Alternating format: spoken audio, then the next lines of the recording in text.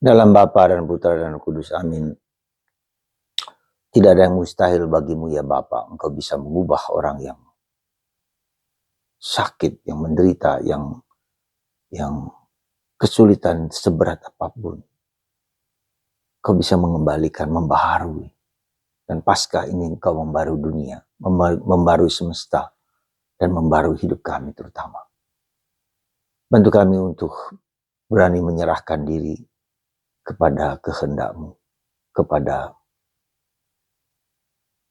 apa yang kau inginkan bagi kami untuk diselamatkan. Terpujilah nama-Mu kini dan sepanjang segala masa. Amin. Para saudara, hari ini kita diingatkan lagi akan contoh orang yang dibaharui oleh Yesus. Maria Magdalena. Dari 7 dosa, dari 7 iblis.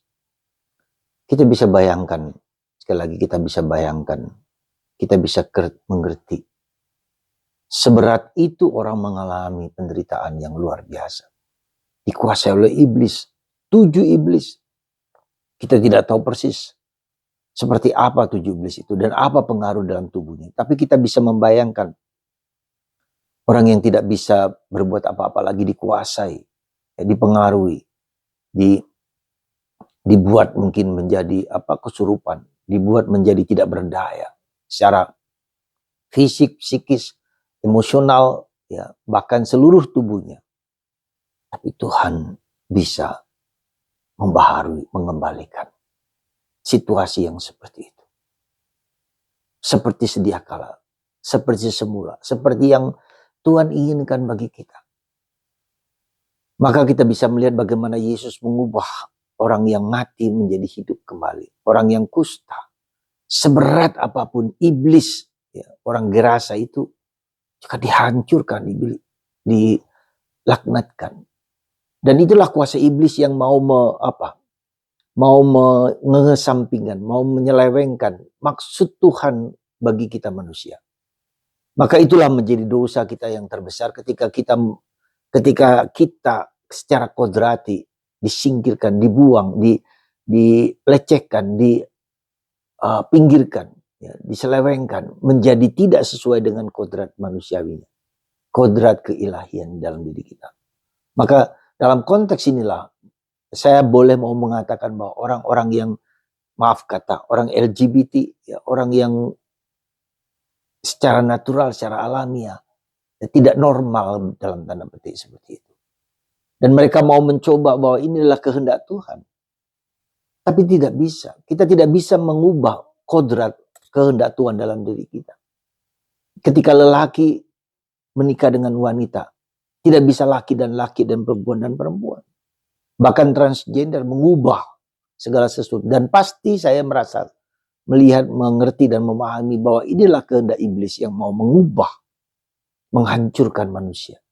Dan itu bisa kita lihat, ya, dalam kenyataan hidup kita sehari-hari.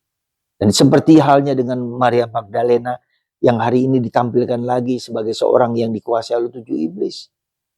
Dan Tuhan Yesus mengubah, mengembalikan kodrat ilahinya.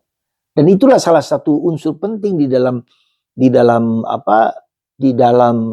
Paskah ini. Manusia sebagai masterpiece karya Allah yang begitu luar biasa. Mau dihancurkan oleh iblis. Ya, digoda, dihancurkan. Tetapi Tuhan mengembalikan kodrat itu. Itulah, maka saudaraku terkasih, saya perlu mengatakan hal ini supaya kita tahu bahwa sekali lagi siapakah tipe seorang Maria Magdalena yang kemudian dikembalikan kodrat manusiawinya sebagai wanita yang datang di saat-saat Yesus menderita, kemudian setelah Yesus bangkit, kemudian hilang, pribadi yang misteri. Tetapi ini merupakan contoh bagi kita bahwa Tuhan dapat mengubah yang tidak baik sekalipun menjadi baik, ya, yang tidak indah sekalipun menjadi indah. Semoga kita yang sudah mungkin kita sendiri atau mungkin orang-orang di sekitar kita, orang-orang yang kena narkoba, orang-orang yang kena pengaruh-pengaruh jahat, mempengaruhi pikiran budi sehingga seolah-olah itu menjadi kodrat dia. Tuhan, Engkau sungguh luar biasa. Ubahlah kami sesuai dengan kehendak-Mu, keinginan-Mu, sempurna, indah, mulia.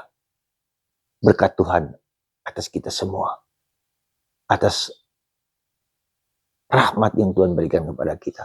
Dan itu terjadi pada kita supaya kita menjadi manusia yang sesuai dengan kehendak.